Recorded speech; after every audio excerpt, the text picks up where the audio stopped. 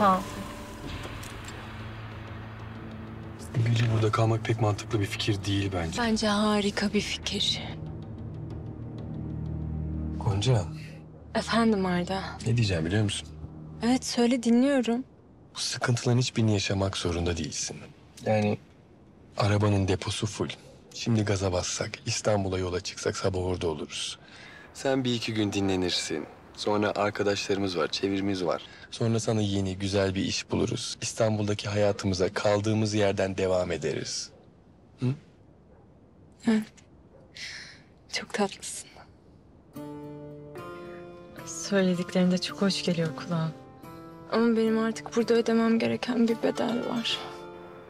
Yani Gonca kendini neden sıkıntıya sokuyorsun? Sen niye bir bedel ödeyesin ki? Sen zaten her şeyin en iyisine layıksın. Yapma lütfen.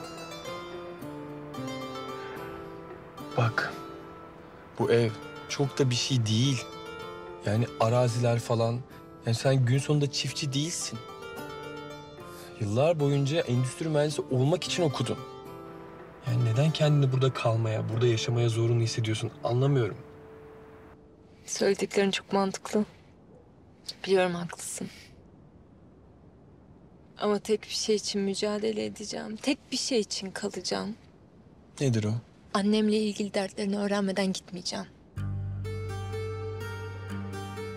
Bunu söyledikten sonra üstüne bir şey de diyemiyorum. O kadar haklısın. Evet, haklıyım. İyi geceler.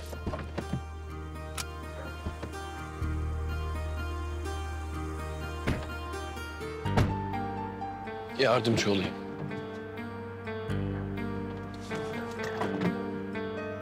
Sağ ol. İyi geceler.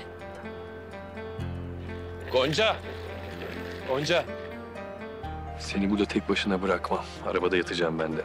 Yani bir şey lazım olursa lütfen seslen bana. Hayır canım olur mu öyle şey? Sen otele gitsene. Hatta İstanbul'a dönsen artık ha. Olmaz, seni burada tek başına bırakmam.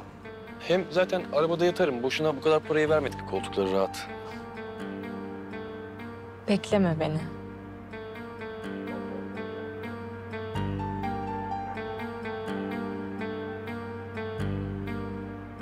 Bir ömür beklerim ben seni.